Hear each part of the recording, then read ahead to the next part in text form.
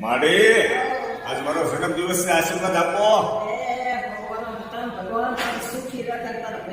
વાહ, આશીર્વાદ આપો.